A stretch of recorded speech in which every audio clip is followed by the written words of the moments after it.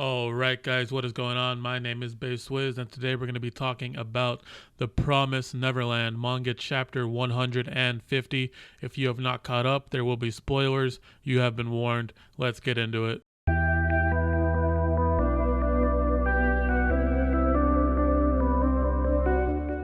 In this chapter, we got to see firsthand the pure dominance that is Queen Raghava Lima. She is the strongest demon we have seen, bar none, aside from Symbol, who has mystical powers. We are not entirely sure of the extent of his abilities, although he is more than likely like a demigod, but that's aside the point. Queen Raghava Lima made quick and easy work out of anyone that came against her in this chapter. Even though she was impaired at the start, we got to see that the suicide bombs that were thrown out last time were actually just adhesive to keep her anchored down. And even then, she tanked hits from Jiren himself. And as we saw in this chapter, she was able to not only retaliate, but completely annihilate Lord Jiren with only one free hand. She literally turned him into a pile of cubes. My man was looking like a tray of assorted cheese on the floor after what she did with one hand. Queen Raghava Lima is powerful and dangerous, and that is why she has shown such confidence. And I gotta say, I really love this character now, seeing this pure, unfiltered rage, but in such a calm way. It's really interesting to see that, especially from a character that's supposed to be royalty. I'm so used to seeing characters that are royalty in shows not being able to do anything, having to have other people to fight for them. But no, she's the queen. She'll let you know it. She can back it up, and that's amazing to see. Now, talking about Lord Jiren, I gotta give it to him. His strategy going into this fight, it was good. It just, he didn't take into account how much more powerful Queen Raghava Lima is. His whole family essentially sacrificed themselves so that they can live on through Jiren to have him become the king. They all knowingly sacrificed themselves and had Lord Jiren eat them so that their memories would live on and he would become the king.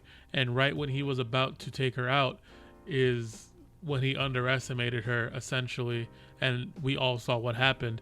He got minced.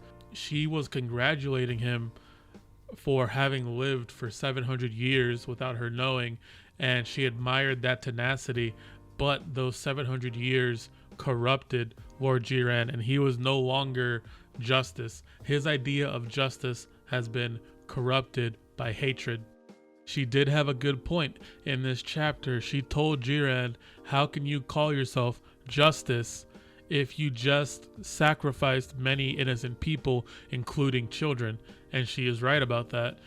Lord Jiren is not completely in the right. Sure, in the past, 700 years ago, he was fighting for the rights of the citizens, and he wanted to share the food with the regular citizens so that everyone had stuff to eat. That is true. That is a just way of thinking. But now, comparatively, he is indiscriminately killing just to get to Queen Raghava Lima's head. And that is not what that true justice is. That's not the Jiren that we knew 700 years ago. So she's not wrong in her assessment that his justice is wrong. At the same time, though, she's not in the right either. So I just see this as two bad people trying to take each other out. They each have their own goals. And as much as I want to sympathize with Jiren for how he got betrayed, the thing is, his actions now kind of speak for themselves. He's doing this for selfish reasons, and there's no way to go around that. Well, not that it matters much anymore. We saw in this chapter, unfortunately, Jiren has passed, and with that, his usefulness to Norman is over.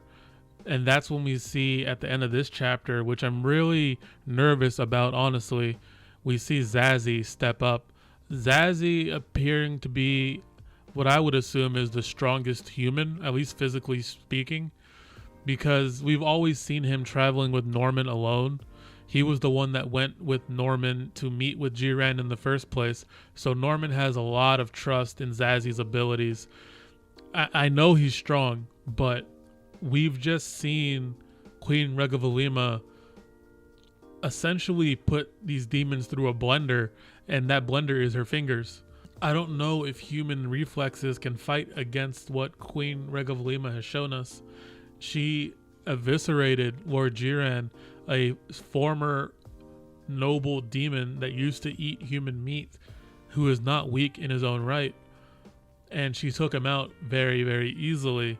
So I'm worried about what Zazi can or cannot do. I think Zazi might be taking an L here, although in his favor, Queen Raghava Lima's mask has been broken. Her weak spots are exposed right there. So there's that opening. He doesn't have to try to break the mask because she doesn't have a mask on right now. So if he can get one hit in, that's all it'll really take. At the same time, though, that seems like an insurmountable task because she has essentially 10 swords that she can use very, very quickly. I want to know what you guys think about this chapter. To me, it felt more shonen-esque than The Promised Neverland has ever felt. The Promised Neverland to me has always felt like a seinen rather than a shonen, but now we're getting into actual fights. It feels like the Goldie Pond arc again, if you know what I mean. That whole fight against Lewis was really tense. I'm feeling that tension here. Things are getting real. I want to know what you guys have to think. Drop a like if you like what I have to say. Subscribe if you want to hear more from me. My links are in the top corner. Subscribe. That will be it for me today. Peace.